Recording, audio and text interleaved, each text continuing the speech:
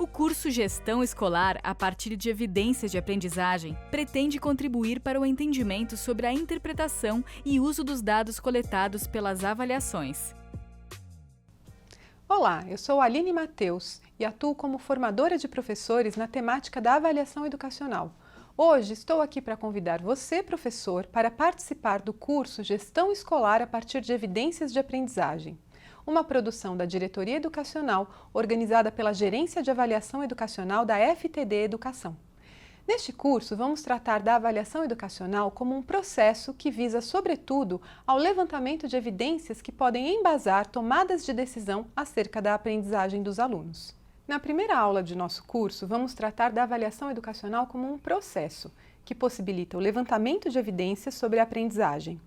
Vamos observar as etapas desse processo e compreender de que maneira elas orientam a tomada de decisões.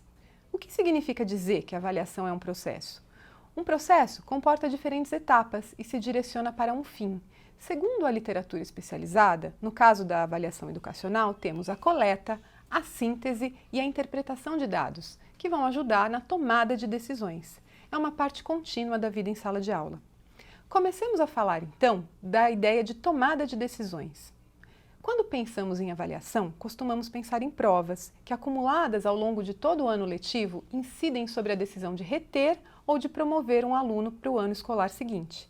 Mas esse é apenas um dentre muitos tipos de decisão a que a avaliação pode servir. Todos os educadores, em suas respectivas instâncias de atuação, têm diferentes decisões a tomar, seja para certificar a aprendizagem consolidada, seja para contribuir para a aprendizagem que está em curso.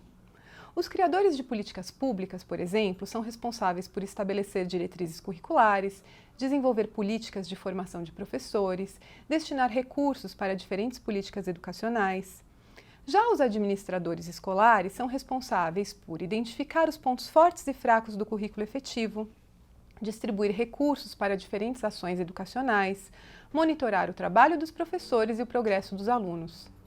Os professores, por sua vez, se encarregam de identificar potencialidades e dificuldades dos alunos, adaptar o currículo formal à necessidade dos alunos e às condições de implementação, escolhem métodos e estratégias para o ensino, decidem sobre a retenção ou promoção dos alunos e realizam propostas de intervenção no clima da sala de aula. Por fim, mas não menos importante, as famílias e os próprios alunos têm o papel de monitorar o progresso e a qualidade do ensino oferecido.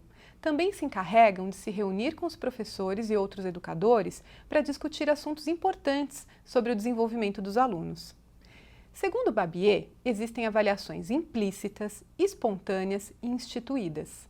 Quando um professor troca seus alunos de lugar, por exemplo, ele nem sempre formula ou explicita, nem para ele mesmo, todos os juízos avaliativos que embasam as tomadas de decisão envolvidas. É um exemplo de avaliação implícita. Já quando, por exemplo, ao longo de uma aula, após notar uma expressão facial de alguns alunos, o professor diz: vejo que vocês não estão compreendendo nada, vou tentar explicar de outra forma. Ele está fazendo uma avaliação explícita da situação, mas espontânea, não planejada e não instrumentada. Por fim, as provas escolares constituem o exemplo mais usual de avaliação instituída, que é aquela que é planejada e que repousa sobre uma instrumentação específica. Essa classificação de Babier refere-se basicamente ao nível de planejamento e ao grau de explicitação dos processos avaliativos. Mas também pode ser útil considerar as avaliações de acordo com uma outra categorização, que considera os procedimentos mais usuais de coleta de dados. Segundo a literatura, são basicamente 3 os meios de coleta de dados dos alunos. Podemos considerar os seus produtos, observar suas ações ou seu desempenho ou questioná-los oralmente. Essas 3 formas de coletar dados, combinadas com diferentes graus de planejamento e explicitação dos processos avaliativos, geram uma miríade de formas de avaliação, que são ou que podem ser usadas no dia a dia para coletar dados sobre o desenvolvimento dos estudantes e embasar decisões a ele relacionadas. Seja qual for a forma de avaliar, sempre são coletados dados particulares, apenas uma pequena amostra do comportamento ou do desempenho dos estudantes. No entanto, esses dados, uma vez sintetizados e interpretados, passam a servir como evidências para apoiar certas inferências, quase sempre muito mais gerais. Por exemplo, um professor vê as respostas de um aluno a um conjunto de cálculos matemáticos particulares, mas daí costuma concluir algo muito mais amplo. O aluno aprendeu a fazer tais cálculos ou tem dificuldade com esses cálculos. Embora não haja outra forma possível de proceder, é necessário reconhecer que entre as evidências, sempre particulares, e a inferência, quase sempre geral, há uma lacuna. Cuidar para que nessa lacuna não incidam problemas que possam comprometer a plausibilidade dessas inferências é cuidar da validade da avaliação. Diremos que a avaliação é válida se os dados gerados por ela realmente dão origem a evidências capazes de sustentar inferências plausíveis e adequadas para embasar as decisões almejadas. Vejamos algumas diretrizes para aumentar a validade das avaliações. Elas certamente não esgotam as ações que podem contribuir para essa meta, mas podem constituir um ponto de partida. A primeira diretriz diz respeito a um movimento de trás para frente, ou seja, entender o objeto da avaliação e a sua finalidade, planejar e implementar a avaliação levando em consideração os usos que serão feitos do seu resultado.